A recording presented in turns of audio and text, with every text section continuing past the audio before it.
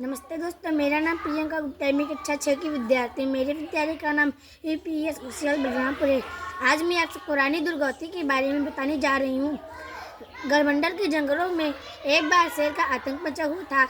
शेर कई जानवरों को मार चुका था। रानी कुछ सैनिक को लेकर शेर को मारने निकल पड़ी।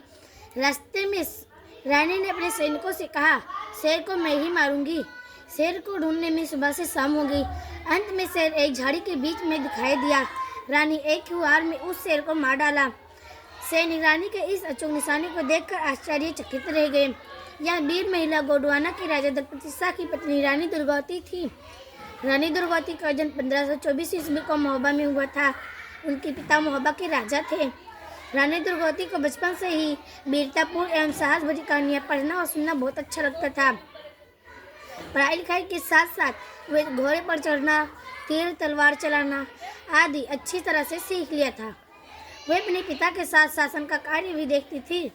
विवाह योग अवस्था प्राप्त करने पर उनके पिता ने राजपूतानों के राजकुमारों में से योग वर की तलाश की, परंतु रानी दुर्गौती गोंडवाना के राजा दलपति शाह की ही वीरता पर मुग्ध थी। उनके पिता अपनी पत्नी का विवाह दलपति शाह से नहीं करना चाहते थे। अंत में दलपति शाह और महोबा के राजा का युद्ध हुआ, जिसमें दलपति शाह विजयी हुए। इस प्रकार रानी दुर्गौती और दलपति शाह का विवाह हो गया। रानी दुर्गौती अपने पति के साथ सुखपूर्वक रहने लगी। इसी बीच उनके पिता की मृत्यु हो गई और महोबा तथा कालिंजर पर मुगल सम्राट अकबर का अधिकार हो गया। विवाह के 1 वर्ष बाद रानी दुर्गौती को एक पुत्र हुआ, जिसका नाम वीर नारायण रखा गया। जब वीर नारायण केवल 3 वर्ष का था तो रानी दुर्गौती के पति दलपति शाह की मृत्यु हो गई थी। रानी दुर्गौती के ऊपर मानव दुखों का पहाड़ ही टूट पड़ा, परंतु उन्होंने बड़े धैर्य और साहस के साथ इस दुख को सहन किया। दलपति शाह की मृत्यु के बाद उनका पुत्र वीर नारायण गद्दी पर बैठा और रानी दुर्गौती उसकी संरक्षिका बनी और वो स्वयं राजकाज देखने लगी। वे सदैव प्रजा का सुख दुख का ध्यान रखती थी। आसफ खां जैसे साधारण सूबेदार के सामने झुकना लज्जा की बात थी। रानी सैनिक के वेश में घोड़े पर सवार होकर निकल पड़ी। रानी को सैनिक के वेश में देखकर आसफ खां के होश उड़ गए। देखते ही देखते आसफ खां की सेना मैदान छोड़कर भागने लगी।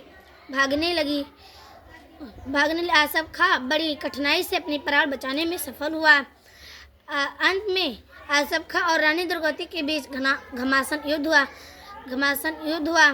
तोपों का वार होने पर भी रानी हिम्मत नहीं हारी। रानी सेना का संचालन कर रही थी।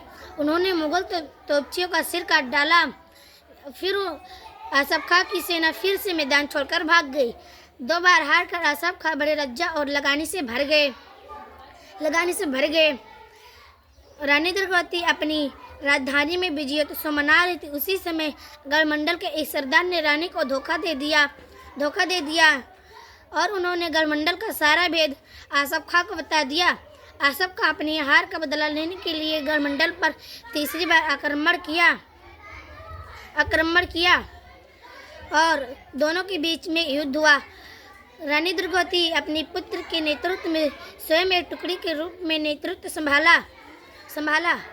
उन्होंने देखा कि उनका 15 वर्षीय पुत्र घोड़े से गिरकर घायल हो गया, लेकिन रानी विचलित नहीं हुई, क्योंकि उनके कुछ वीर सैनिक वीर नारायण को सुरक्षित स्थान पर पहुंचा दिया था और उन्होंने रानी से प्रार्थना किया कि वे अपने पुत्र का अंतिम दर्शन कर ले। इस पर रानी ने उत्तर दिया कि यह समय पुत्र से मिलने का नहीं है। मुझे खुशी है कि मेरे वीर पुत्र युद्ध भूमि में वीरगति पाई है, अतः मैं उसे देवलोक में ही मिलूंगी। वीर पुत्र की स्थिति देखकर रानी दोगुने पराक्रम से तलवार चलाने लगी। दुश्मनों के सिर जमीन पर गिरने लगे। तभी दुश्मन का एक तीर रानी की आंख में लगा और दूसरा तीर रानी की गर्दन में लगा।